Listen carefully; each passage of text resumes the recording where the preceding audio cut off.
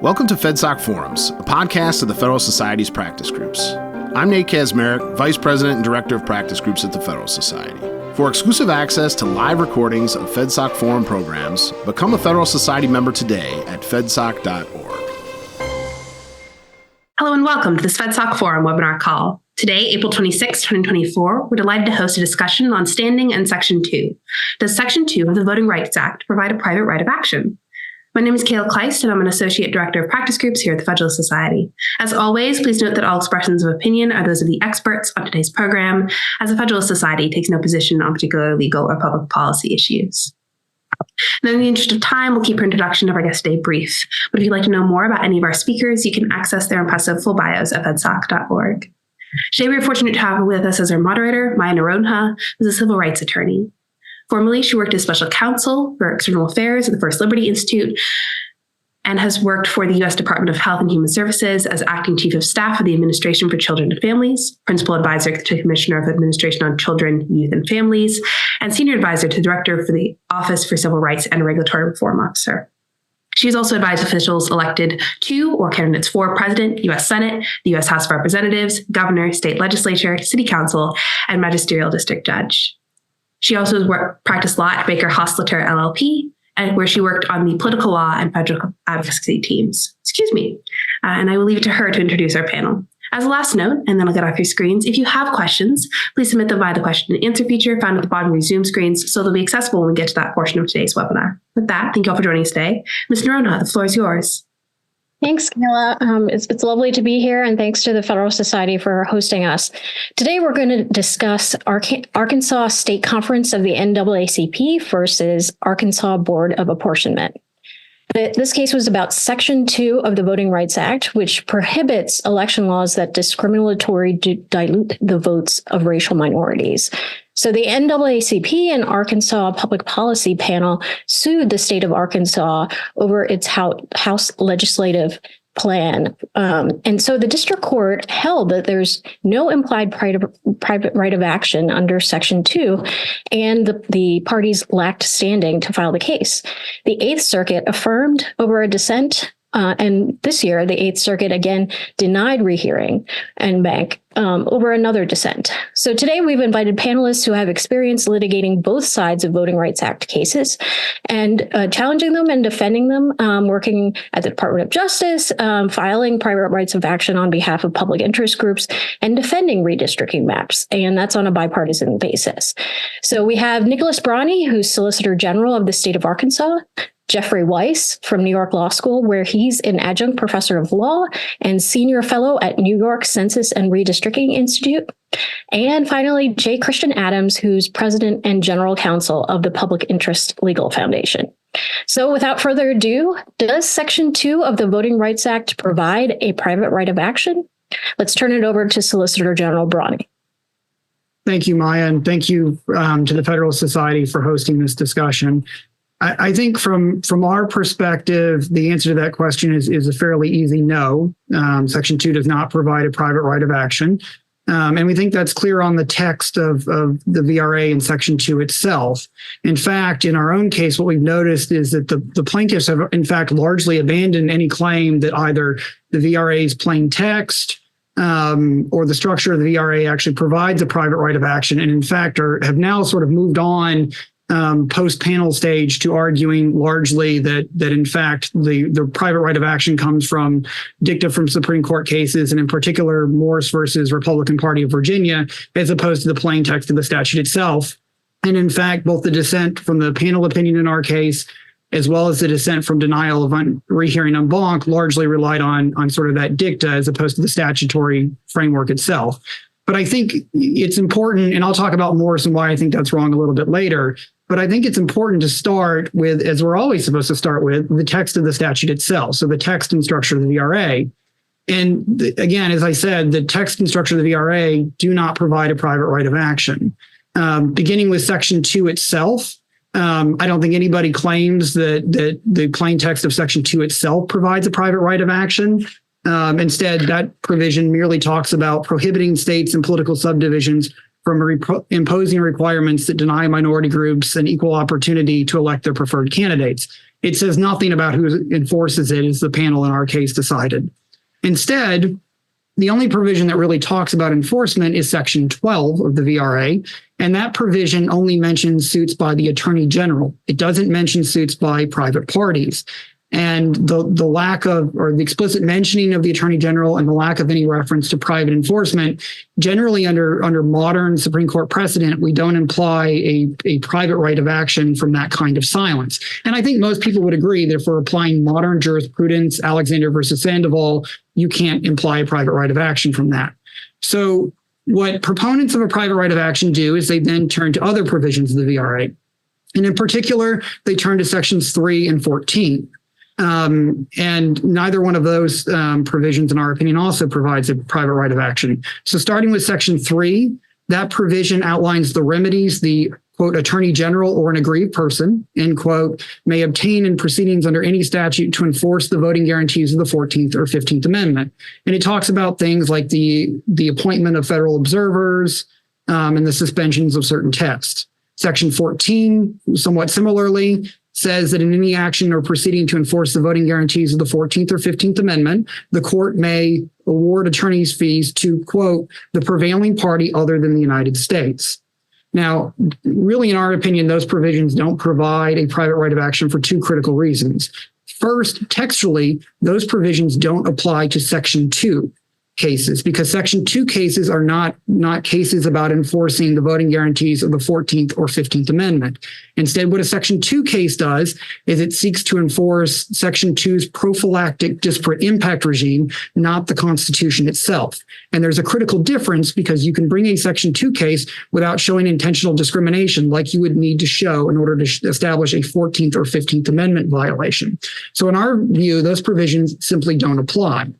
Second, even if you thought those provisions textually could somehow apply to a Section 2 suit, critically, those provisions still don't actually provide a cause of action. Instead, what they talk about is the procedures that apply or the remedies that you might get if a provision is otherwise privately enforceable. But they don't in and of themselves make anything privately enforceable. And you know that makes sense, because there are those would apply to other VRA, because as the court has explicitly told us, there are other provisions of the VRA, like Section 5, that are privately enforceable. But it's difficult to suggest that those general provisions would somehow make other portions of the VRA privately enforceable. Indeed, in my experience, even proponents of a private right of action don't claim that those provisions make the entirety of the VRA privately enforceable, and I'm not sure how you would draw that line. So faced with that unhelpful text, what tends to happen, like in our own case, is that proponents turn to case law, particularly Morse versus Republican Party of Virginia. And then the fact that it's true, a number of courts have assumed for a long time that Section 2 provides a private right of action. And they say that's what demonstrates that there's a private right of action. Neither one of those things in our view is persuasive. So Morse is not a Section 2 case. Instead, there, the court held in a fragmented opinion that Section 10, which authorizes suits by the Attorney General to enjoin things like poll taxes, implicitly authorized private suits. Now, that was a fragmented opinion. As I said, you have a plurality opinion and then a concurrence. So the plurality opinion by Justice Stevens, writing for himself and one other justice, reached that conclusion under Allen versus State Board of Elections, which had found an implicit private right of action, had implied one for purposes of Section 5. And then that plus the language of Section 3 that I mentioned earlier, Justice Stevens suggested made Section 10 privately enforceable. Justice Breyer, writing for himself and two other justices, concurred on the basis that the rationale of Allen applied to Section 10. Again, this was the case not about Section 2, but about Section 10. But it is true, as proponents emphasize, that in reaching that conclusion, both opinions did aver briefly to another line of reasoning suggesting that it would be anomalous for Section 10 not to be privately enforceable and treated differently from Sections 2 and Section 5. Now, proponents seize on that fleeting reference to Section 2 and argue that that must have been necessary to the court's holding, and therefore the court has held that Section 2 is privately enforceable. But in our view, that badly overreaches because even on the most generous reading of that language, what the court was relying on equally was the reference to Section 2 and to Section 5. And the court, again, had explicitly held in Allen that Section 5 was privately enforceable, something it's never done in the Section 2 context. So what that means is you could delete the reference to Section 2 without in any way changing the rationale at all. And that means it's the textbook definition of dicta, a statement and an opinion that could be deleted without changing in any way the fundamental underpinnings of the reasoning. So, and again, this all occurs in the context of a case that's about Section 10, not about Section 2. So for that reason, we don't think that Morse in any way binds a court to decide that Section 2 is privately enforceable.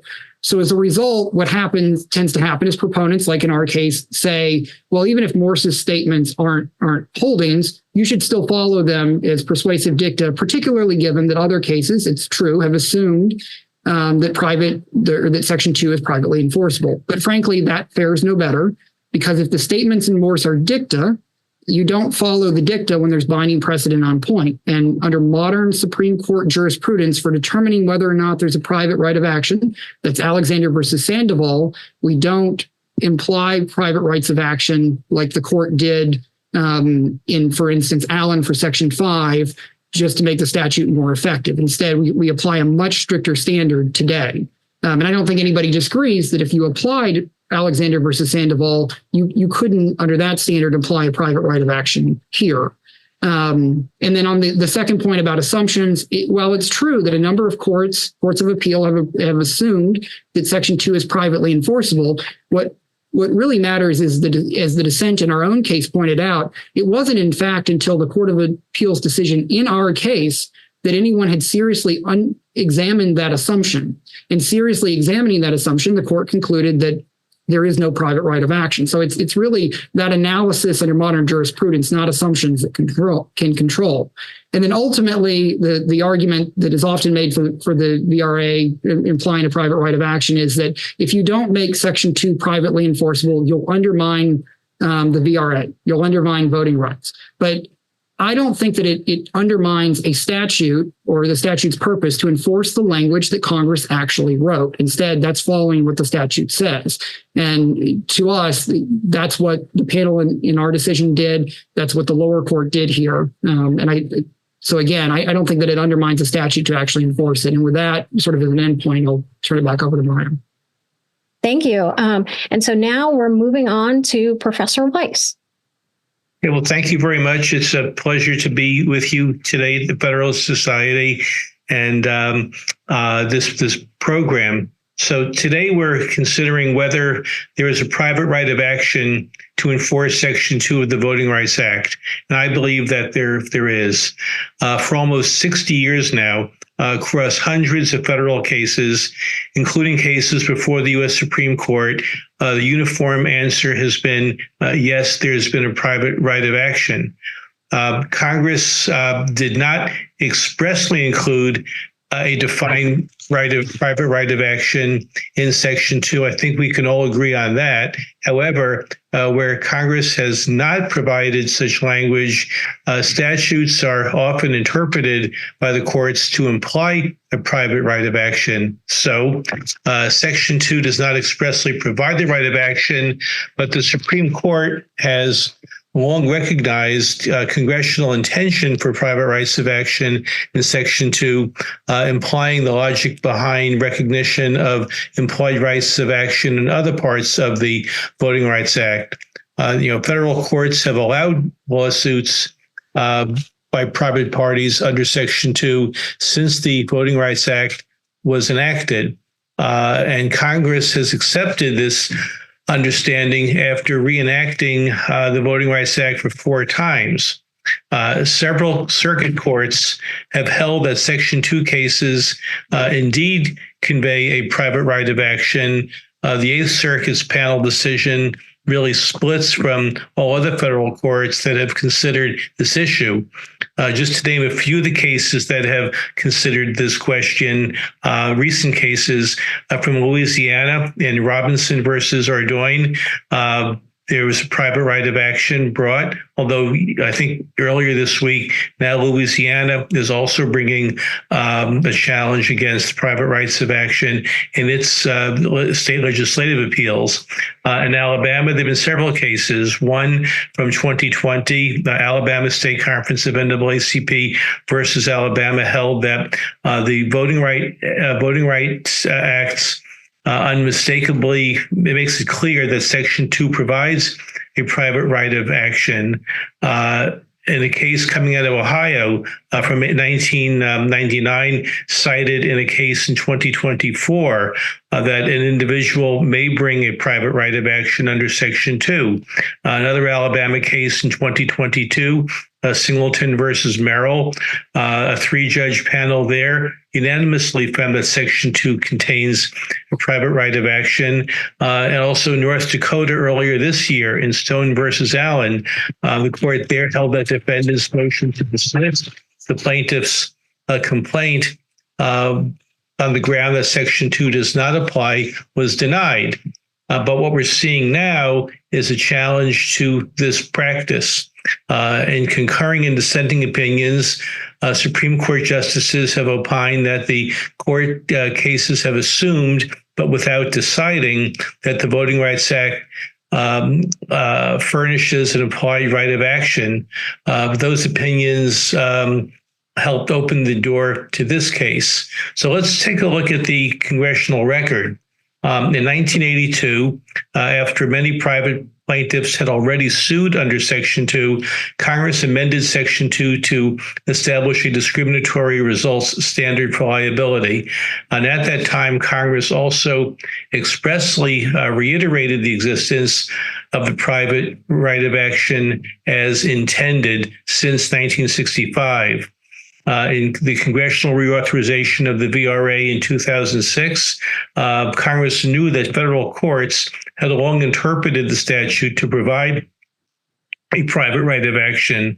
And both times, or every time Congress has reauthorized the Voting Rights Act, it has never questioned the long line of private enforcement cases, nor has it made any effort to change or question the framework. More than 400 Section 2 cases have been litigated since. The majority of them have been brought by private parties. Of the 182 successful cases since 1982, only 15 were brought by the U.S. Attorney General. And since 1982, the U.S. Supreme Court has private parties. And the Eighth Circuit itself has adjudicated at least 18 Section 2 cases. A few other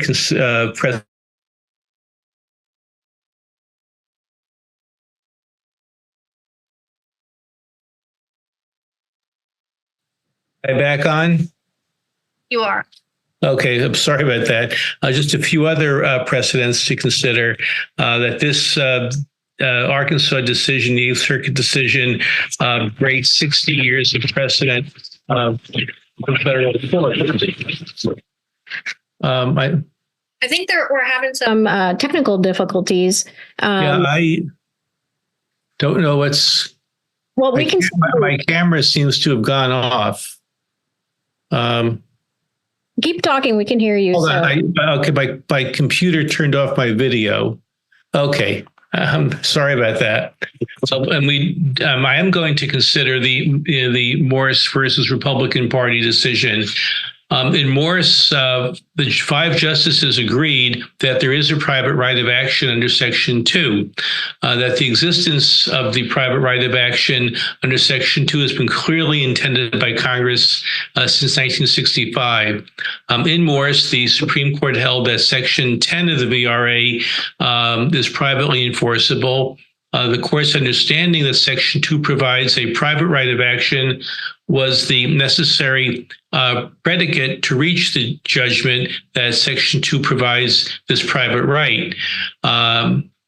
When we're looking at avoiding, we're looking here at avoiding an anomalous situation where Section 2 is enforceable, but Section 10 of the VRA is not, would all lack the same express authorizing language.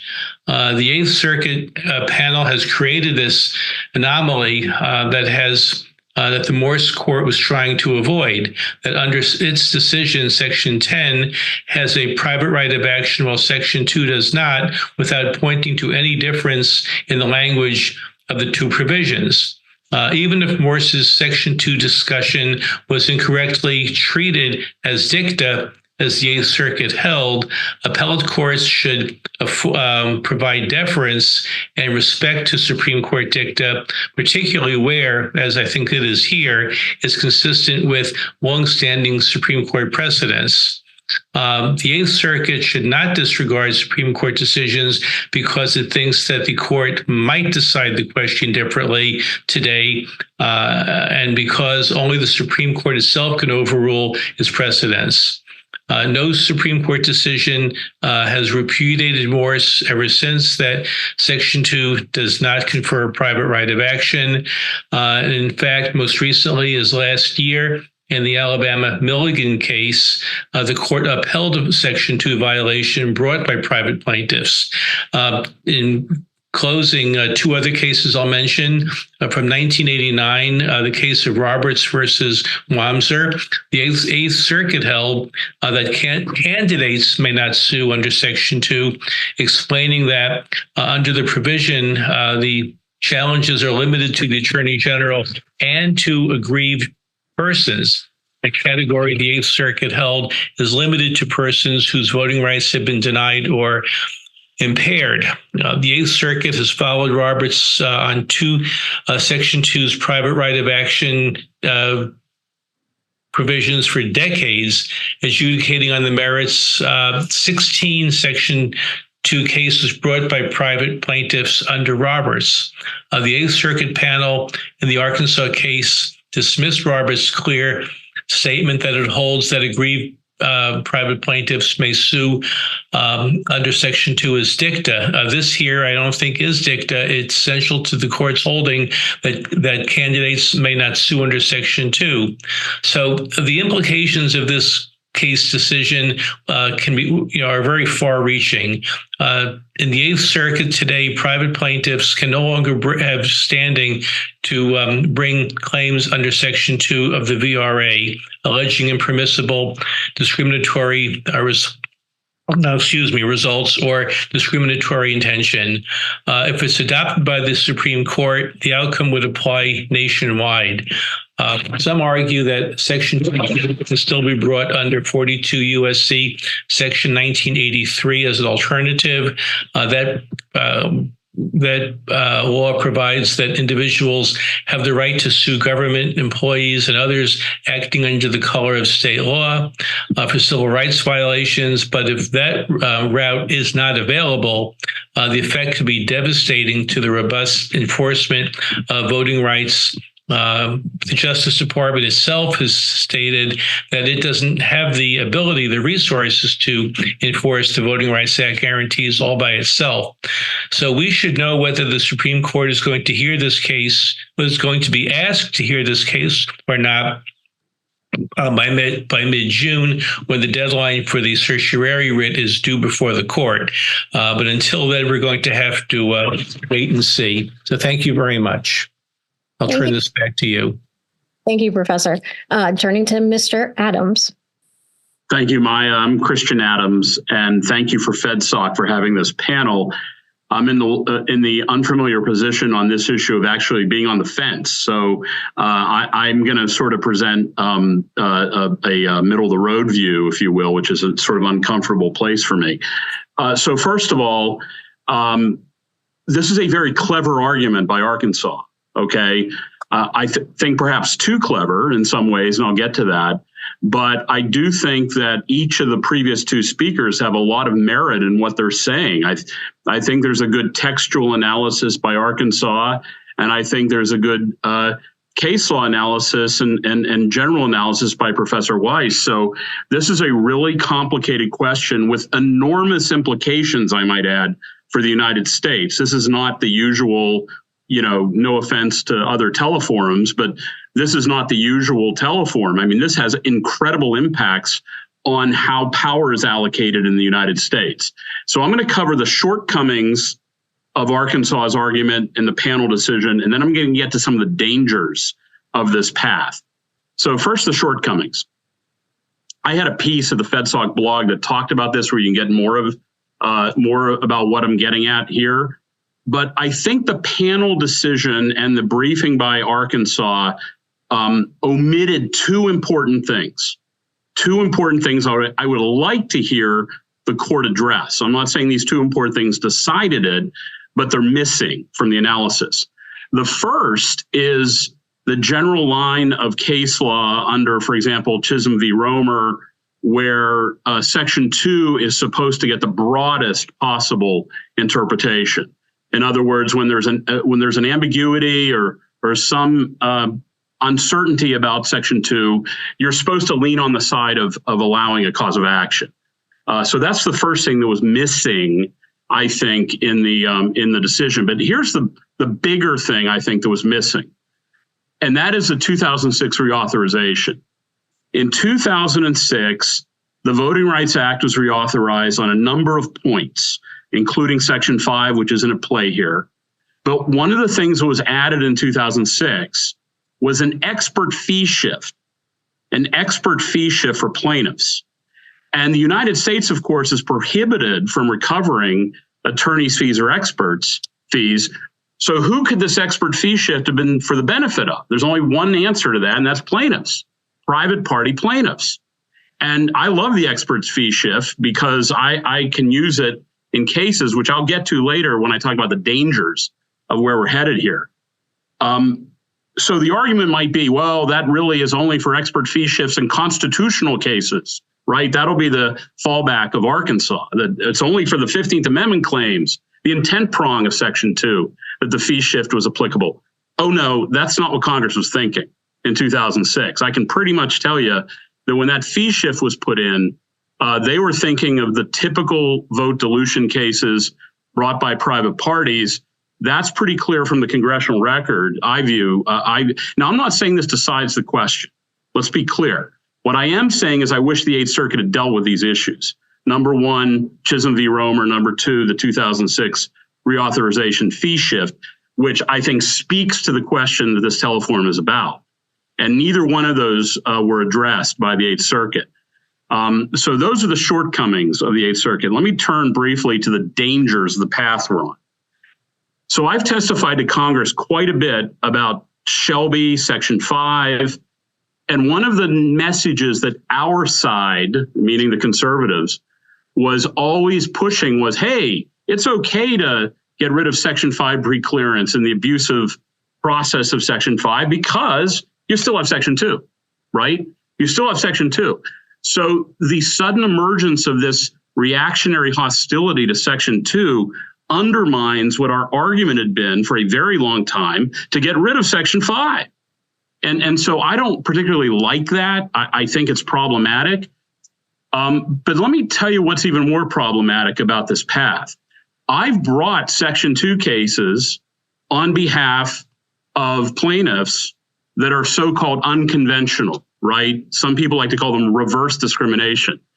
And I think it's short-sighted that you can't look over the horizon and see the world we're facing, a country we're facing in 30 years, when traditional minorities are now the majority. And I've seen what happens in places like Noxubee County, Mississippi, where I brought the case United States versus like Brown. I was with the United States, so that I understand that doesn't resolve the private right of action issue. But I know what human behavior and political behavior is like when the majorities flip. And there's this time where Voting Rights Act abuses occur. And U.S. v. Brown is not an isolated case. I brought the case of Davis v. Guam. I represented an Air Force major in Guam. It was a Voting Rights Act case. I won after 2 trips to the Ninth Circuit and cert denied, where my client was a white Air Force major who was not allowed to register to vote because he was not a Chamorro. So it's a Section 2 case brought by a private party. What I'm trying to get across is the country's changing. And do we really want to abandon what has been a traditional way to defend people from bad behavior that invariably is going to occur? And the 15th Amendment alone is not enough. Let's be clear. That's not enough.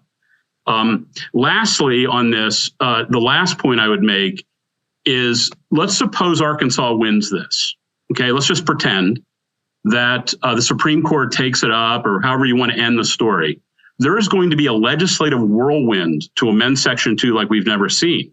It will probably get 70 or 80 votes in the Senate to put in a private right of action. And Lord knows what else is going to get tacked onto that legislation, because that's what always happens. So I fear being too clever here and winning, and ask yourself the question, how many hundreds, if not more, Black and Hispanic elected officials who owe their existence as elected officials to a private right of action in Section 2 are no longer going to have that possible use. Now, like I said, I'm on the fence here. I think the textual analysis by Arkansas has a lot of merit in this current jurisprudence. But I really wonder if this was the best thing to do to win a case. It's very clever. I'm sure a lot of former law clerks are very thrilled with their work here, but we might be unleashing something we don't want. So that's all I have. Thank you so much for putting this forum together. Thank you to all the panelists. So a central issue that we have here is the method of interpreting the statute. So through the panelists, they've mentioned a lot of different types: text, context, legislative history, case law. Whether there's an applied private of action, how should a court interpret that? And in what order and significance should a court place on that? Let's turn to Solicitor General Brawny. I think for it's where I began. The court should always start with the text and structure of the enactment itself, particularly when you're asking the question whether or not to imply something that I didn't hear anybody disagree. The text itself doesn't provide. So you have to look. The court has told us you look to the text, and under modern jurisprudence, I don't think I heard disagreement on this point. Under Alexander versus Sandoval, that's what controls. It's the text. It's not an intent-driven analysis. I mean, there was a time, yes.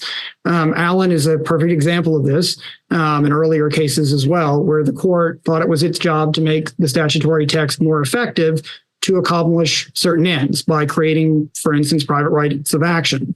But the court has made very clear today, under modern jurisprudence, we begin with Alexander versus Sandoval and we look at the text itself. So to me, that's what's controlling and ultimately what matters here. One of the arguments that was made by the dissent, I think from the panel stage in our case, was the way we interpret statutes has changed. And there's a little bit of this theme I've heard from my fellow panelists, that we have to consider what Congress was doing at the time it enacted this and the way the court was interpreting things.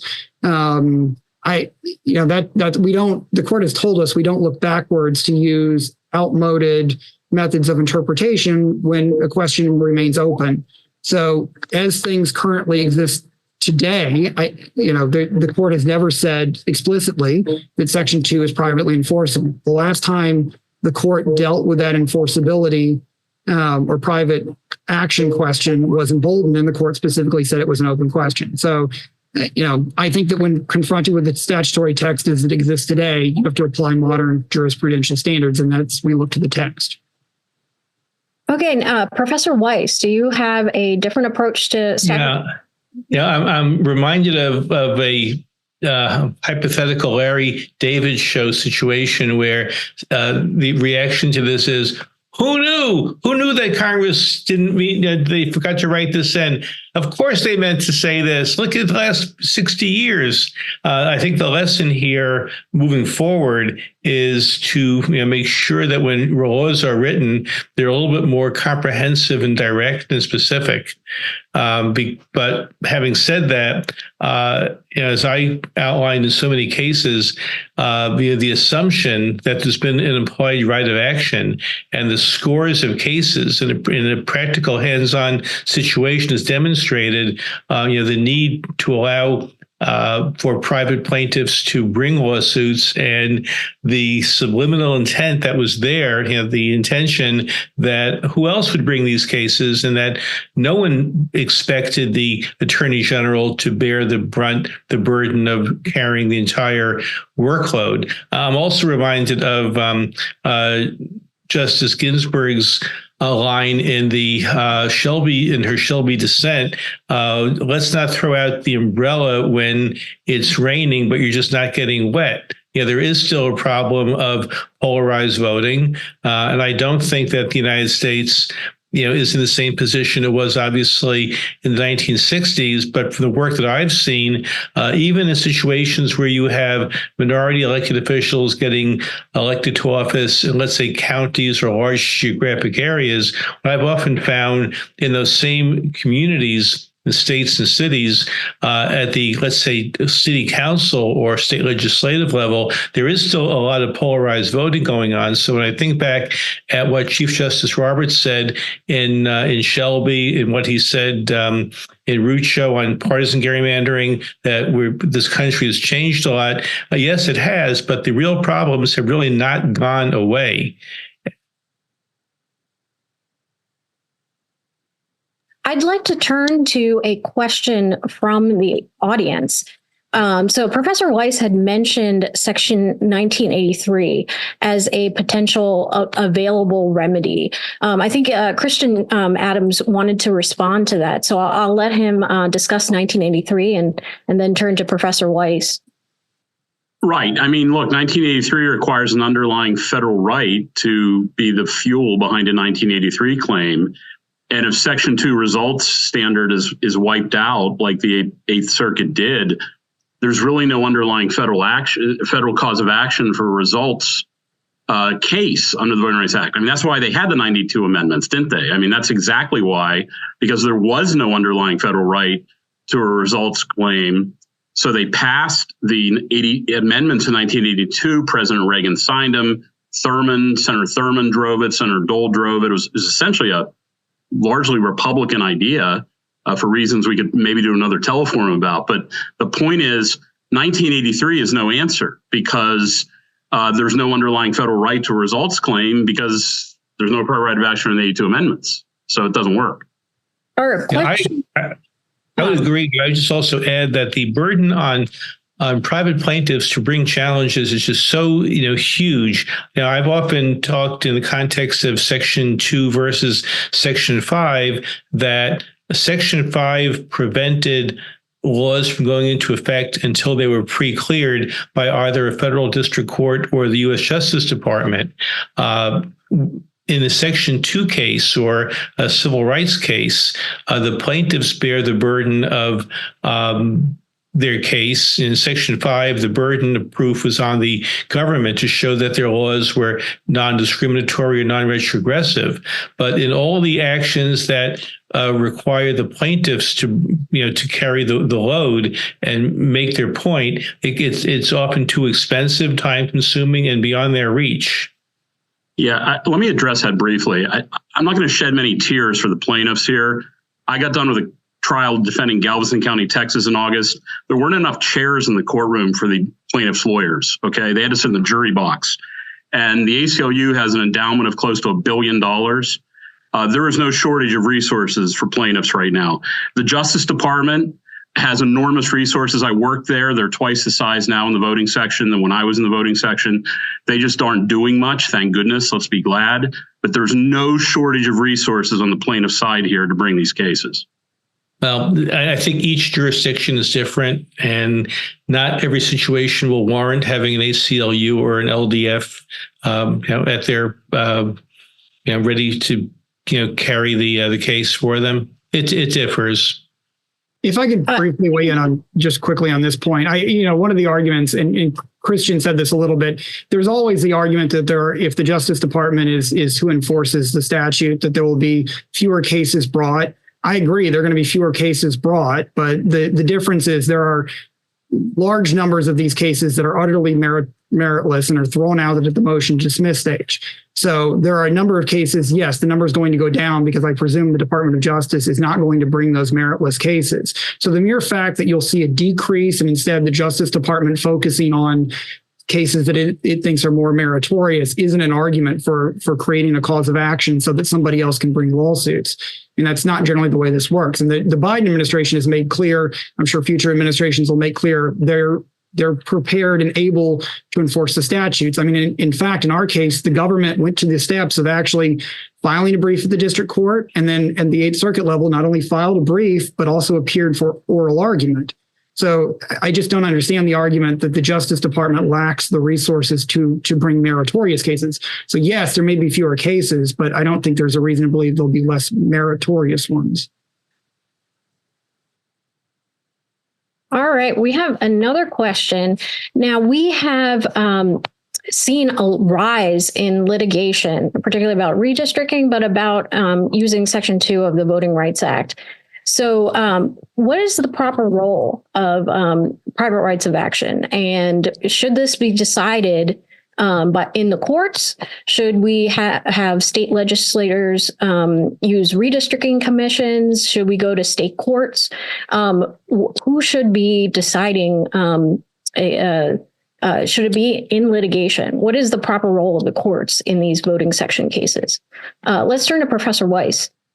Well, I think at the outset, with redistricting as an example, the redistricting body has to follow the law. It has to follow a process.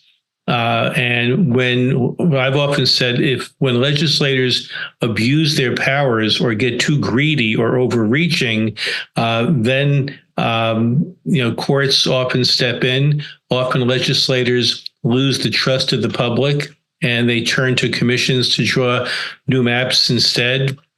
But you always have the courts there in the end, to settle disputes. In the case last year, Moore versus Harper, where North Carolina sought to, limit the role or prevent the role of courts from interfering or adjudicating congressional redistricting cases. That I think was a dangerous step, and the Supreme Court has, rejected that argument of the so-called independent legislature theory.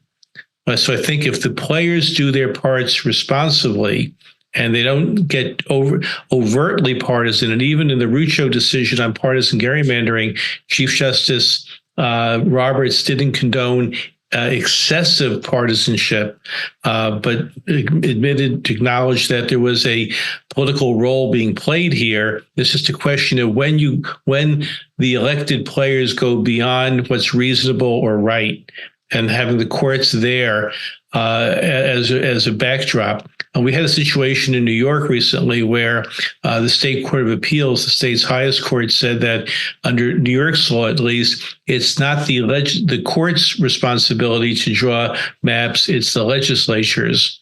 And in that case, which I won't get into here, the redistricting was put back in the hands of the legislature and the commission because the courts were there as a last resort should things just fall apart totally.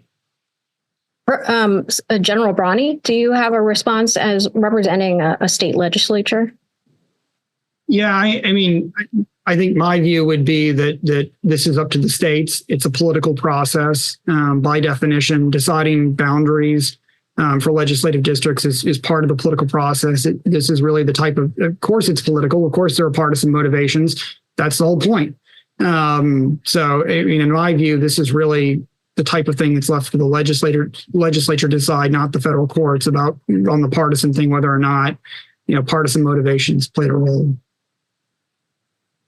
Christian, do you have a response representing private litigants? What's the role of the courts in representing a U.S. citizen, as DOJ does, or a public policy organization that represents a racial or language minority?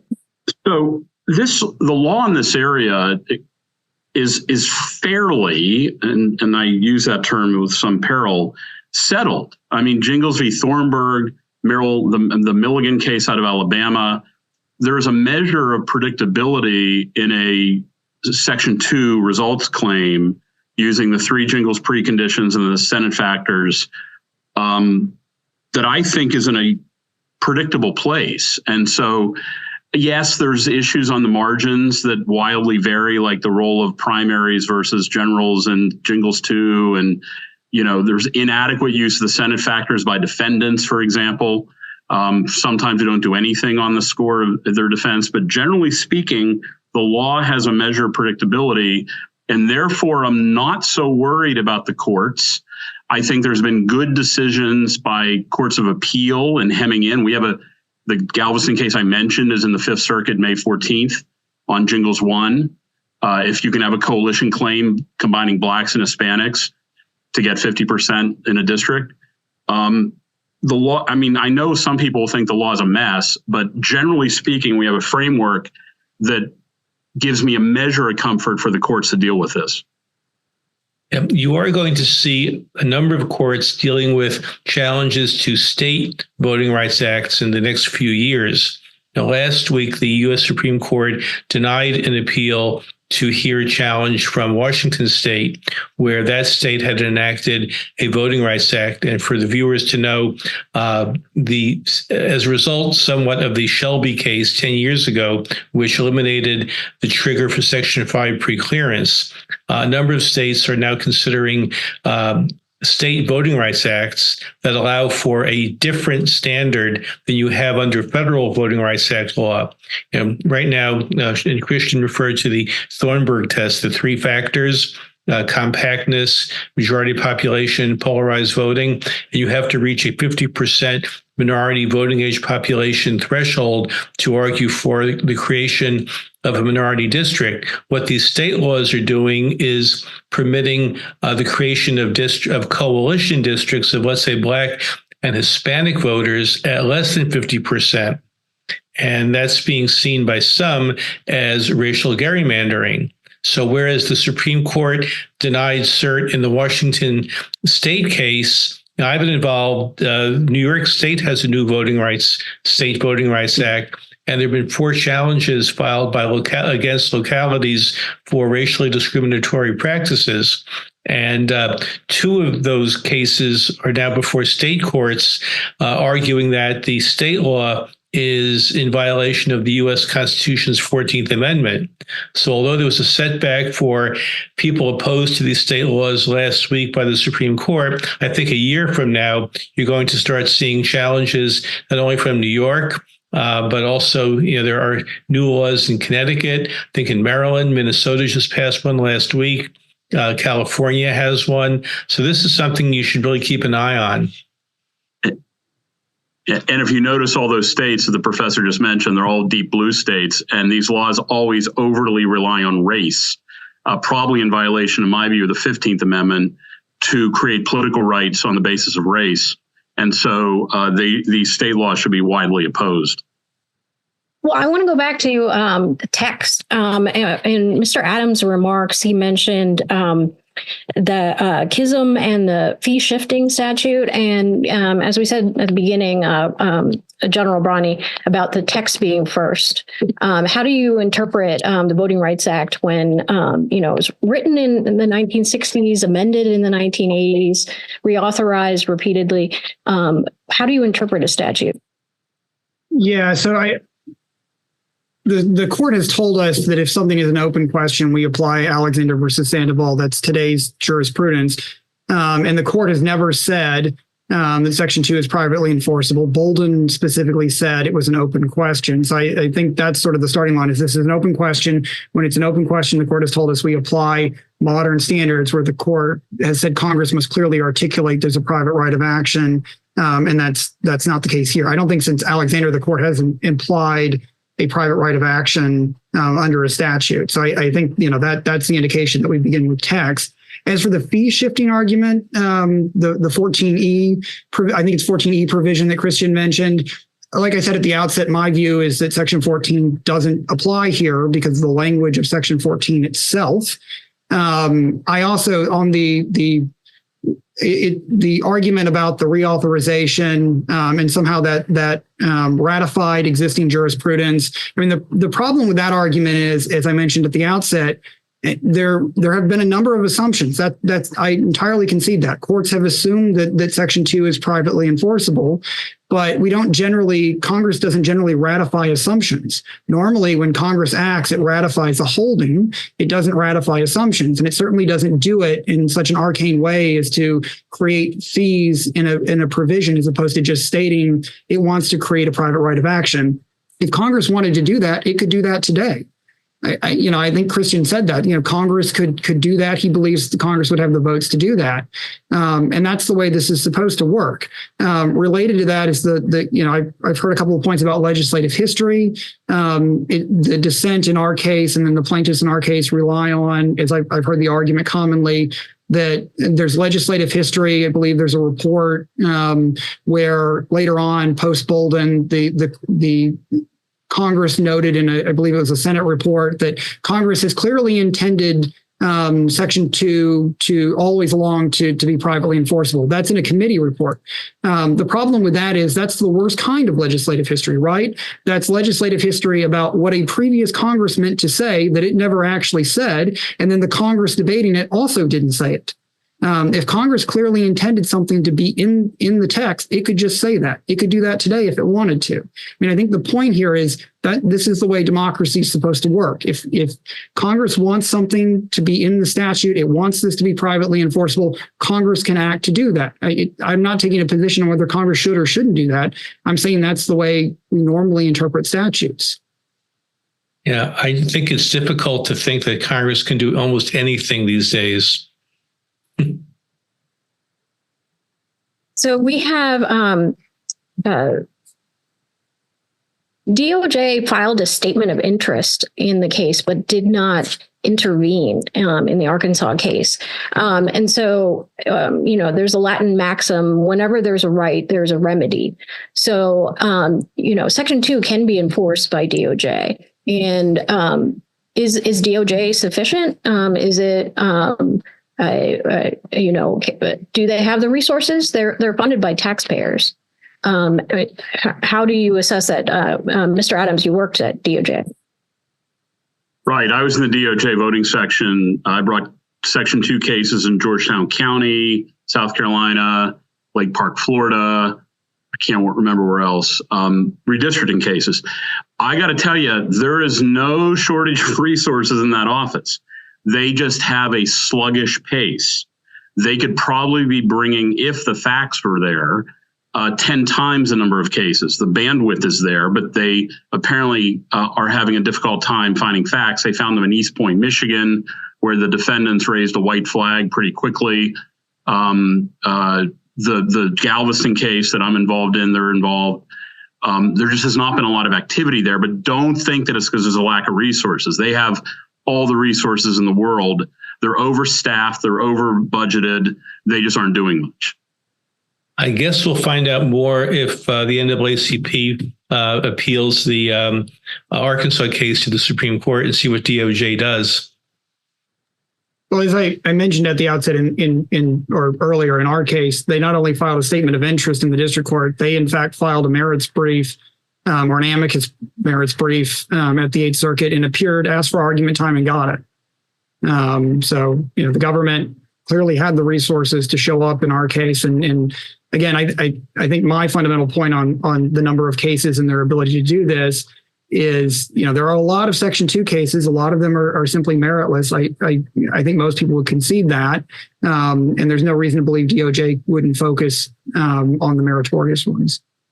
Yeah, I would just think, without having any inside knowledge, that the current Justice Department would end up before the Supreme Court in some way, or if the appeal is filed. So the country has many circuits, and this case came out of the Eighth Circuit. Is there something different about the Eighth Circuit that it came out this decision from other circuits? If there's a circuit split over this case, is it a partisan impact? Is it, different modes of interpretation? How would you explain the differences of interpreting the statute? Mr. Bronny, being in the Eighth Circuit in Arkansas, do you see something different about the Eighth Circuit? No, I mean, I think that what this comes down to is it's true that a number of circuits have assumed there's a private right of action, but I think really the Eighth Circuit's opinion is the first time, and again, the panel dissent says this, it's really the first time that a court of appeals has seriously examined the question of whether or not there is a private right of action under Section 2. Other courts have made statements about it being enforceable, but nobody has really engaged, other than the Eighth Circuit at the Court of Appeals level, in the kind of textual analysis, particularly under modern standards of jurisprudence, to decide whether or not there is a private right of action. And, I think that's what made the difference is they're the first ones to thoroughly examine this. I think if other courts of appeals conducted the same thorough analysis of the text, applying modern standards of jurisprudence, I think the result would be the same. Yeah, there's also a split amongst the circuits over whether Section 2 of the VRA permits coalition districts. I think that's another issue with such as, a split across the country that will end up before the Supreme Court at some point. That's the issue being argued May 14th in the Galveston case that I'm working on that you referred to, is the coalition issue under Jingles 1. And right. The court granted en banc hearing 11-6 to reverse itself in their willingness to entertain coalition claims. Right. So taking a big picture about the Voting Rights Act and, going forward, how would you see, the implications of this decision, beyond redistricting in application of the Voting Rights Act? Let's start with Mr. Adams. Well, as I indicated on my fence sitting position, that one of the things I fear about this case, despite its textual cleverness, is that it's taking away a chief weapon that I see needed down the road, 10 years from now for our children and grandchildren to fight against bad behavior that invariably happens in places like Noxubee County, Mississippi, and Guam and other places around the country where it's payback time. And the former majority is now in the minority, and they're reaping the whirlwind of, 2 centuries of shall we say, bitterness. And I've seen it. I mean, I've literally done these cases. And so my big fear is that this clever textual argument is going to take away one of our chief weapons to combat bad behavior. Yeah, we've seen the loss of Section 5 under the VRA through the Shelby case. There are now limits on challenges to partisan gerrymandering. We have, this case could erode Section 2 further. So, I prefer not to see this trend continue. I think what I would say is I don't view this as a case about eroding Section 2, certainly substantively. There are other cases that are arguing and litigating the substantive limitations of Section 2 and what it really means. This is just a question of who can bring those actions. And again, I don't see any reason why the DOJ can't pursue meritorious cases. In terms of broader outlook, I think this case is consistent with where the current Supreme Court is, which is we're focusing on what the language that Congress actually wrote. This is no longer the 1960s or 1970s. We're going to decide to read language in such a way to get to a particular outcome or a particular result. If Congress wants a particular outcome or result, it can say that with a statute. This is the way we're supposed to read statutes. I think the way we were always supposed to read statutes. But I think, we've moved away from sort of that ancient regime of the 1970s, that kind of regime where we read statutes in order to make them, in our public policy view, more effective. And I think, that's getting back to where we should be and should have been all along. Thank you so much to the panel. We're coming up on the hour, and I'm sure we could talk for many more on this complicated issue. I'll echo those thanks. I really appreciate you all taking the time out of your days to join us and share your valuable expertise. Thank you also to our audience for joining and participating. Welcome listener feedback by email at fedsocforums@fedsoc.org. And as always, keep an eye on our website, your emails for announcements about other upcoming virtual events. With that, thank you all for joining us today. We are adjourned. Thank you for listening to this episode of FedSoc Forums, a podcast of the Federalist Society's practice groups. For more information about the Federalist Society, the practice groups, and to become a Federalist Society member, please visit our website at fedsoc.org.